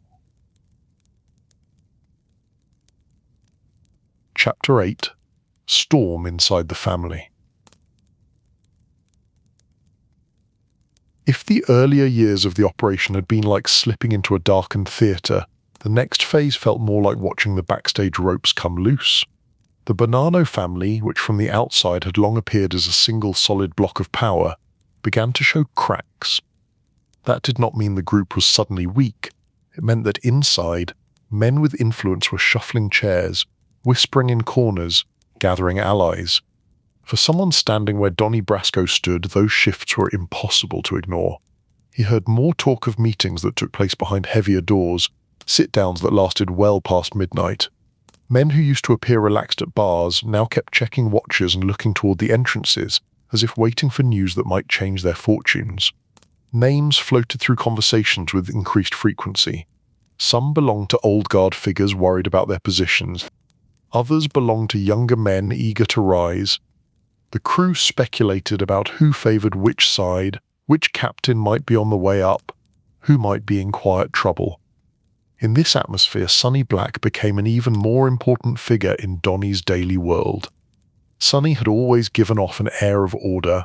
Now he seemed intent on tightening that order within his sphere, perhaps as a way to counter the chaos drifting down from above. He wanted his crew tight, loyal, and efficient. He did not appreciate surprises. Donnie spent more time in Sonny's orbit. At bars, he sat closer to him. In meetings, he was often the one taking mental notes while Sonny talked through plans with other men. Lefty remained a constant presence, but even he sometimes stepped back a little when Sonny was in full command mode. At times, Sonny would call Donnie aside for quiet conversations, walking down a side street or in a corner of a bar where the jukebox helped muffle their voices. He would talk about stability. He spoke of how the family had to present a united front to outside forces, even when there were arguments inside. He stressed the importance of keeping money flowing up and trouble flowing down into manageable channels. He did not speak to Donnie as a newcomer anymore. He spoke to him as someone whose actions could affect the crew in real ways. That shift in tone carried its own weight. To be treated as important was flattering for Donnie the character. For Joseph the agent, it meant even greater responsibility to transmit what he heard accurately and quickly. The Bureau responded accordingly. Each report he gave was now part of a moving picture, in which the lines between factions mattered almost as much as the identities of individuals. Analysts pieced together where Sonny stood in relation to other power players, which moves might benefit him, which might threaten him. Meanwhile, on the ground, the signs of turbulence became more visible. Men who had once been regular faces in certain haunts began to disappear from the daily scene. Sometimes there were explanations. A man had gone away for a while, a term that might mean prison, or might mean something more final. Other times there was no explanation at all, just an empty seat and a quiet avoidance of questions. Donnie learned to track these absences as carefully as he tracked new introductions. A missing person in a network like this could indicate a shift in alliances or a warning to others. When those absences piled up, the message was hard to ignore. He felt the unease most clearly in the way people lowered their voices when speaking of higher-level decisions. The usual bravado that coloured many of the men's talk had thinned. In its place was a more thoughtful caution. Not all of them were deep thinkers, but all of them understood self-preservation. During this period, Sonny leaned heavily on his inner circle, and Donnie found himself pulled closer into that ring. On more than one occasion, Sonny asked him to accompany him to meetings that had very little to do with jewel theft and everything to do with political positioning. Donnie would sit, sometimes saying almost nothing, while Sonny met with other figures to discuss territory, money, and the expectations of the family leadership. The specifics of those talks varied. Some were about disputes between crews over who controlled which rackets, others concerned how to respond to pressure from law enforcement. There was talk of surveillance, of possible informants, of how to keep sensitive matters out of earshot. The irony of those last conversations was not lost on Joseph. He sat at tables where men pledged to keep rats out, while he himself was passing details of their plans along to the bureau. The only way to survive that contradiction was to keep his demeanor steady and his information accurate. The internal storm eventually produced louder thunder. There were times when word filtered down that someone had been taken out. The language used in the crew was always indirect. People said that a man was gone, that he was no longer with them, that he had paid for a mistake. There was rarely mention of how, and Donnie did not ask. He let others fill in their own details, nodding in a way that suggested he understood. The reality of death hung behind the words, but the story he told in his reports focused on decisions and hierarchy rather than physical acts. The cumulative effect of these events was a tightening circle of trust around Sonny and those closest to him. He wanted people he could count on in uncertain times. Lefty believed that his association with Donnie reflected well on him, and he made sure Sonny was aware of Donnie's reliability. One evening, as they drove through the city after a long day of business, Sonny and Donnie shared a rare moment of relative quiet. The traffic had thinned, the sky was dark, and the streetlights drew long, repeating lines on the hood of the car. The traffic had thinned, the sky was dark, and the streetlights drew long, repeating lines on the hood of the car. Sonny spoke then, not as a man issuing orders, but as someone reflecting aloud. He talked about how long he had been in the life, how many changes he had seen. Bosses rising, bosses gone, crews rearranged, people he had known since they were kids now sitting in prison or lying in graves. He said that what mattered most in all of it was knowing who you could trust when things got rough. Men who did not fold, did not run, did not switch sides at the first sign of trouble. As he spoke, he turned his head slightly, giving Donnie a look that made the meaning clear. He was counting him in that group. Joseph felt the gravity of that regard. For Sonny, trusting Donnie was an act of survival as well as friendship. If Donnie proved false, it would not only be a personal betrayal. It would also mean that Sonny, a man with authority, had failed to recognize a danger standing next to him. In their world, that kind of mistake was often fatal. On the bureau side, analysts watching the unfolding storm saw Sonny as a key target. His position, his decisions, his connections to the Florida ventures and New York operations made him central. The case against him and others would eventually become one of the crown pieces of the investigation. In the meantime, Joseph continued to build the mosaic one conversation at a time. He sharpened his already strong habit of keeping records in his head. The deeper the internal conflict grew, the more risky it became to jot anything down. Pieces of paper could be found, notes could be misread. A forgotten scrap in a pocket could be the end of everything. Instead, he relied on repetition. After leaving a meeting, he would often take a long drive alone, repeating key points aloud in an empty car. Names, places, decisions, reactions. He would say them until they felt etched into his mind, then later pour them out in careful, structured reports to his handlers. It was a strange way to live, carrying so many other people's secrets in his head. Some days he felt like nothing more than a walking tape recorder. Other days the burden felt more personal, because these secrets did not belong only to criminals. They also brushed the edges of his own life, his own safety, the safety of his family. As the internal conflict continued, he saw more clearly how the life consumed its own. Men who had given decades to the family were suddenly on the wrong side of a new arrangement. Their loyalty did not shield them. Their history did not grant them automatic mercy. Watching this churn reinforced his sense that there was no safe retirement from this world. The promises it made about honor and belonging were built on unstable ground.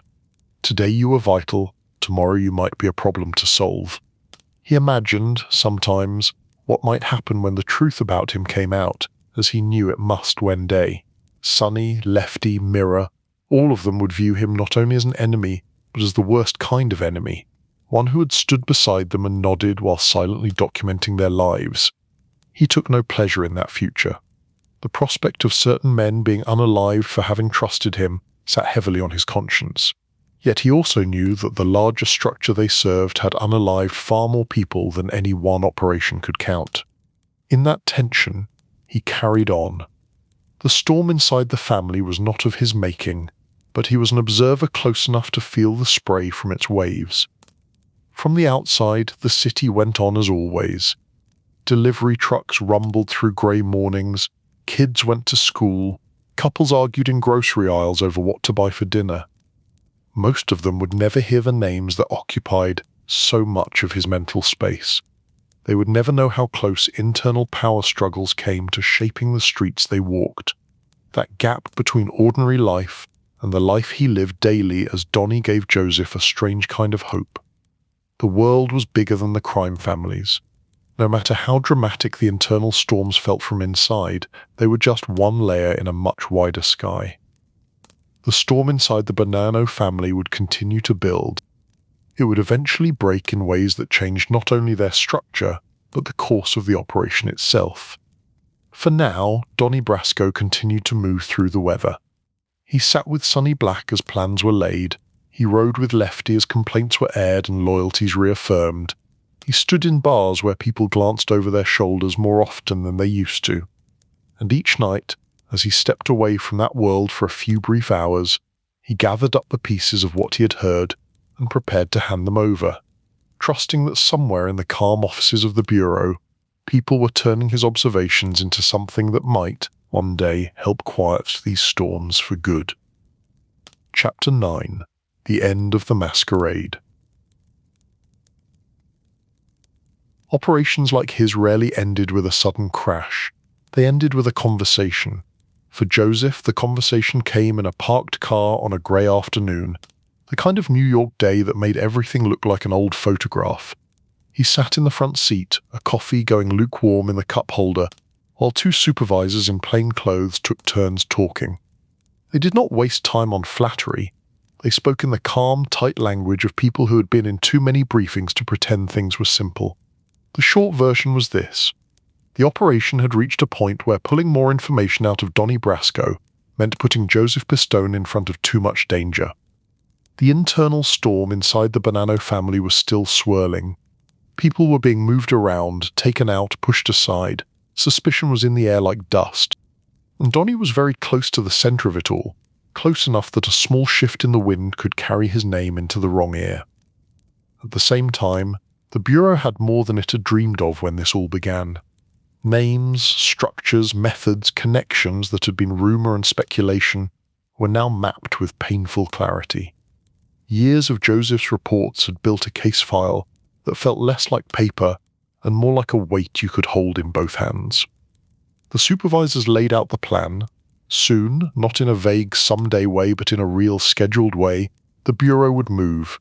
Indictments, arrests, a public unveiling of what had been growing in the shadows, and before that happened, the man called Donnie Brasco needed to vanish. Joseph listened with his usual quiet focus. He had expected this conversation eventually. No undercover role lasted forever. Logic said he should be relieved. The tension of walking the tightrope, the constant fear that wrong word would end him, all of that would finally let up. Instead, he felt something more complex. Relief, yes, but also a kind of grief. For all its danger, the life he had been living as Donnie had structure. He knew the schedule. He knew who would be at which table, who would call him first thing in the afternoon, who would be waiting in the passenger seat with a new story and a new complaint. He knew that if he walked into certain bars, he could predict the greeting he would get. Walking away meant leaving that world behind completely. It meant turning people who trusted him into people who would one day hear that he was the worst thing they could imagine. His supervisors understood the cost in their own way. They reminded him, gently but firmly, of why he had gone in. The victims who had never seen justice. The businesses crushed under illegal pressure. The lives unalived or twisted by a system that thrived on fear. The operation had not been an abstract exercise. It had been a long, careful attempt to limit the reach of that harm. Even so, when they asked if he understood that it was time to come out, he had to take a slow breath before answering. He said yes, in the same steady tone he had used years earlier in his Paterson kitchen. Then he sat back and let the decision settle into his bones. Donnie had been growing in him for years. Now, in a matter of days, that persona would be cut away close to the skin. There were practical steps to handle. They could not simply stop showing up and hope no one noticed. People like Sonny Black and Lefty did not ignore sudden absences. The Bureau worked through ways to ease Donnie out without raising immediate alarms. Small changes in routine, slight excuses, trips that made sense on the surface. At the same time, preparations for the public side of things picked up speed. Prosecutors consulted stacks of reports, agents gathered photographs, surveillance notes, recordings. The picture of the Banana world with Sonny and others at its core was almost ready to be put on display in courtrooms and news stories. In the middle of all this, Joseph still had to live the life, at least for a little while longer. He continued to meet with Lefty, to sit across from Sonny, to play cards and drink coffee and talk about money. Each moment now carried an odd double exposure. On one layer, Donnie was fully present, nodding, listening, joking in that understated way they had come to expect. On another layer, Joseph was quietly counting down. He found himself noticing details with a new intensity. The way Lefty tapped his cigarette against the ashtray before launching into another story. The way Sonny paused for half a second before making a decision, eyes drifting toward the window as if double-checking some inner map. The way certain bars smelled, the way the lights slanted through certain windows at certain times of day. He knew he would never see those scenes in the same way again, if at all. His undercover work had been built on observation. Now, at the end, that habit was working overtime, trying to collect a last few images before the curtain fell. One of the hardest tasks ahead was simple on the surface. Say goodbye without saying goodbye. He could not stand up in the middle of a bar and declare that it had been an honor fooling everyone. He could not even tell a single person on that side of his life the truth. All he could do was let Donnie drift away in the way of so many other men who took a trip or caught a case and never quite came back. With Lefty, this was harder than with anyone else. The older man had staked reputation and pride on Donnie. He had argued for him, vouched for him, practically adopted him into his own twisted family tree. To simply vanish on him felt cruel. Yet telling him the truth would have been worse. It would have been a death sentence. So Joseph did the one thing he could. In their last days together, he gave Lefty as much respectful attention as possible. He listened to every story, even the ones he had heard more times than he could count. He laughed at the worn jokes. He took the lectures. He drove the late-night rides. At some point, Lefty mentioned small dreams he still carried. Better money, a little more comfort, maybe a day when things would ease up. It was clear that the life had never really delivered on its promises to him. He was still chasing the break that had been just around the corner for decades. Hearing that, Joseph felt the familiar dull ache. Before all of this, before Donnie, there had been a time when Lefty might have chosen a different road. That time was gone, lost in thousands of decisions.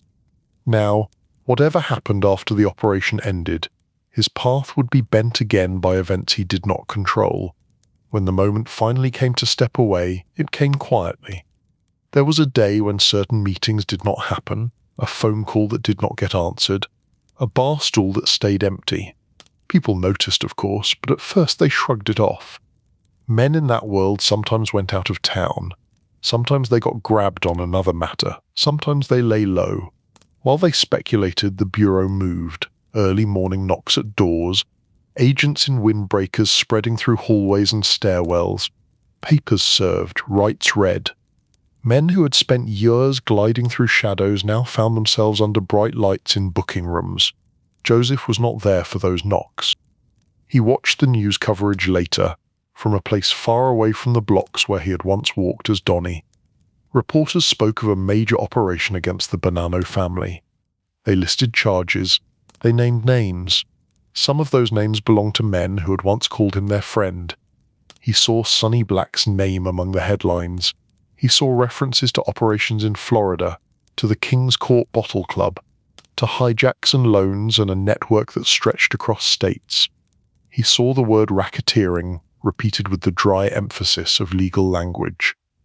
The real story of what happened to some of the men afterward carried more pain than any public report.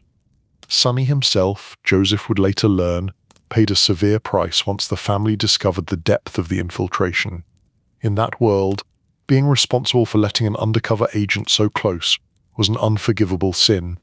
As for Left, the fallout hit him too. The revelation that Donnie Brasco had never been who he claimed to be landed like a hammer.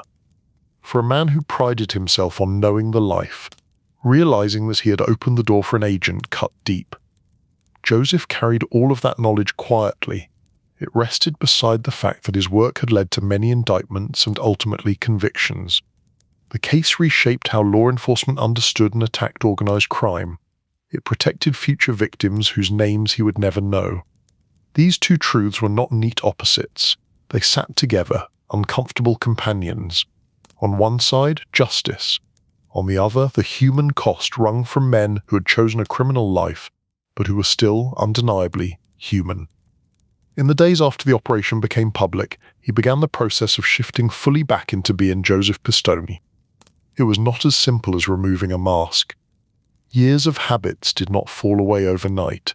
He still caught himself scanning every room automatically, positioning himself with his back to the wall, listening for danger in casual talk. He still reached for the word Donnie on his tongue before correcting himself silently. At night, he sometimes dreamed of bars and card games, of Lefty's voice giving advice in that worn, raspy tone. Waking up took a moment. For a few heartbeats, he did not know which life he was in. The Bureau guided him through debriefings that felt part therapy, part legal preparation. He told the story of the operation from his side again and again, to agents, prosecutors, and eventually to defense lawyers across courtroom floors. He learned to describe years of his life in orderly segments, stripped of the emotional color that had filled them at the time. In court, he sat at the witness stand under another kind of bright light. Lawyers asked questions in crisp voices. Judges listened. Juries watched. The men seated at the defense table sometimes stared at him with a mix of disbelief and fury. To them, he was not a dedicated agent. He was the betrayal that had walked into their living rooms. He told the truth calmly, sticking to facts. Times, places, conversations, deals. He did not use harsh language. He did not gloat. He answered each question as if it were another report, another note added to the file. When verdicts came down, some with long sentences attached, he felt a kind of quiet exhaustion instead of triumph. The work had done what it was supposed to do. The masquerade had ended. The system he had infiltrated had been wounded badly, in ways that would echo for years. But behind every legal success lay the memory of a ride in a car, a cup of coffee in a booth, a laugh in a bar. Those impressions did not vanish with a judge's gavel. The end of the masquerade was not a moment. It was a series of letting go. Letting go of Donnie, of the daily calls from Lefty, of the constant presence of Sonny. Letting go of the identity that had nearly swallowed his own. Letting go of the belief that he could live in that world forever and then quietly return home unchanged. He had paid his price. His family had paid theirs. Now it was time to see what could be rebuilt from the pieces left behind. Chapter 10. Living in the Shadows, Sleeping at Night. When the headlines faded and the courtrooms emptied, Joseph Dennis Pistone still had to live a life. It was a life that now required a different kind of caution. The danger of being exposed as an undercover agent among the Bananos had passed in none sense. The operation was over, his role revealed. But exposure carried its own long tail of risk. Men who felt betrayed did not always forgive. Some of them were behind bars now, some were not. So Joseph stepped into a quieter, more controlled existence, one with softened edges and careful routines. He moved under protection, new addresses, new routes. Familiar neighborhoods were replaced with places where his face did not stir old memories. The simple act of going to a grocery store or taking a walk required more planning than it had back in the days when his greatest cover was just being another working man in Paterson. Names became delicate things. There were situations where he was still Joseph, at least on paper. There were other situations where he was introduced under yet another identity, one crafted not for infiltrating criminals this time, but for living without attracting the wrong kind of attention. In this new phase, the stakes were less about gathering evidence and more about staying safely forgettable. The Bureau remained a presence, but not in the undercover way. Now they were guardians, coordinators, navigators of the strange middle space between full anonymity and the reality that his story, in a broad sense, had become well known. Books would eventually be written, films would be made. The name Donnie Brasco would carry its own strange echo in the wider culture.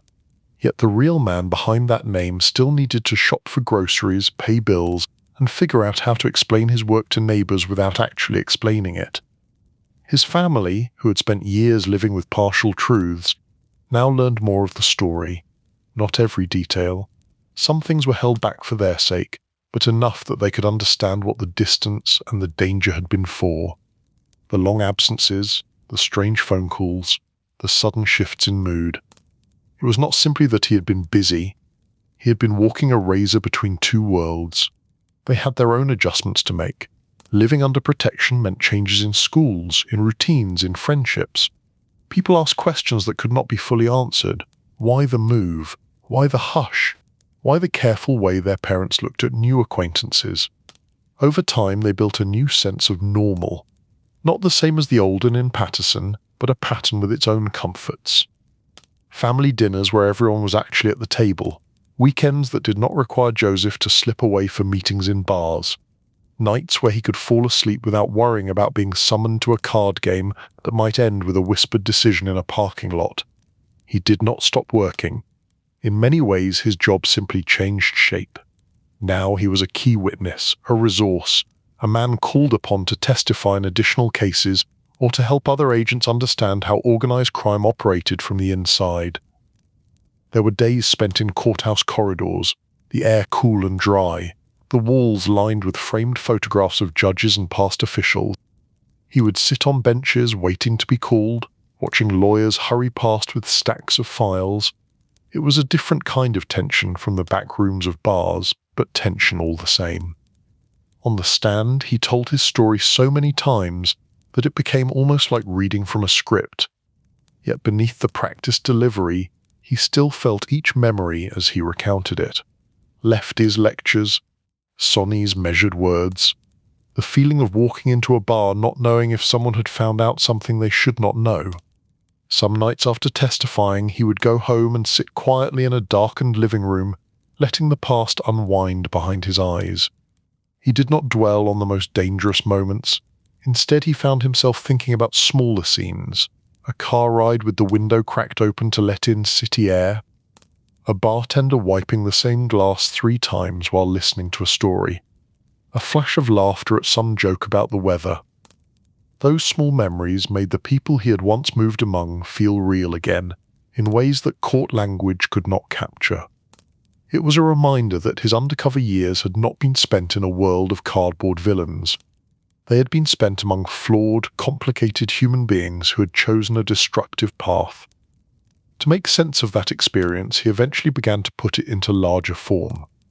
Speaking to groups, consulting on training, cooperating when others wanted to tell the story of Donnie Brasco in ways the public could understand.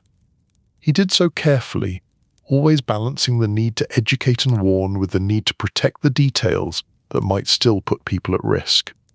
In his talks, he emphasized the patient nature of undercover work, the long days of nothing special, the slow accumulation of trust, the importance of listening more than speaking.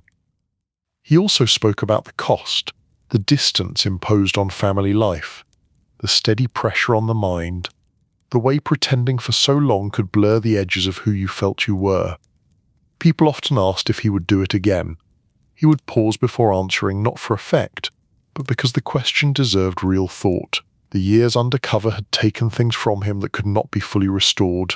Time with his children, simple peace of mind when walking down a street, a sense of easy trust in friendships.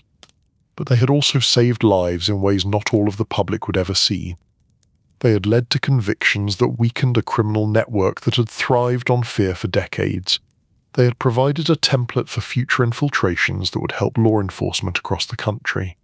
So he usually answered yes, not with romance or bravado, but with the acceptance of a man who understood both sides of the ledger. At home, life gradually settled into a rhythm that looked almost ordinary from the outside. Mornings with coffee at a kitchen table that did not belong to a house in Paterson but served the same purpose. Afternoons that involved errands instead of surveillance. Evenings when he could sit on a couch with his family, watching television without one ear tuned for a ringing phone. He remained cautious, of course. Looking over his shoulder in a parking lot became less of a reflex over time, but never quite vanished. Faces in crowds still triggered quick assessments. He could not unlearn the habits that had kept him alive. And yet, as the years passed, something softer returned.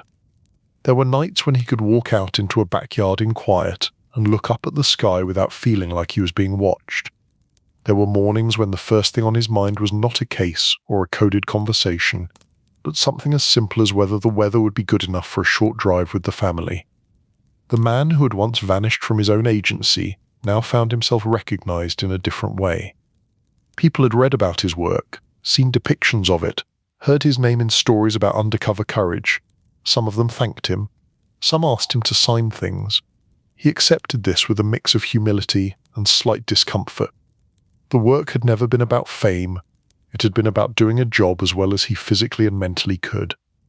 In private, the markers he valued most were small. A quiet dinner where his family joked about something minor. A phone call from one of his children, now grown, asking about everyday advice. A grandchild laughing in the next room. These were the sounds he had dreamed about while sitting alone in motel rooms. The reward he had promised himself if he ever made it to the other side. He remained aware that there were people out there who would never forgive him. Men who still grumbled his undercover name in prison yards. Older figures who told stories of the time the Bureau had played them for fools through Wet Quiet Jewel Thief. That knowledge never fully let go of him, but it did not rule him. He had spent enough time in the shadows to understand that you could not live there forever. At some point you had to step into whatever light you could find, even if that light was gentle and carefully shaded. In that sense, his later years were not an escape from his past, but an integration of it. He did not pretend the Donnie Brasco chapter had not happened. He acknowledged it, learned from it, and tried to use its lessons to help others. At the same time, he refused to let those years define every part of who he was. He was still the boy from Erie and Paterson, who had watched men in suits at a bar and wondered what their world looked like from the inside. He was still the young teacher who believed in maps and stories. He was still the naval intelligence man who discovered he had a talent for slipping into the background. He was also the husband who sat quietly beside his wife at the end of a long day, sharing the kind of silence that comes only with years of shared experience. The father who listened to his children tell their own stories. The man who now measured success not by how deep he could disappear, but by how fully he could remain present in his own life. At night, when he lay down to sleep in a bed that did not belong to a hotel, he sometimes let his mind drift back across the years. The bars, the cars, the faces. Lefty, with his endless rules and unexpected tenderness. Sonny, with his controlled authority. The nameless bartenders and dealers and hangers-on who had filled the edges of his vision. He acknowledged them, then let them go.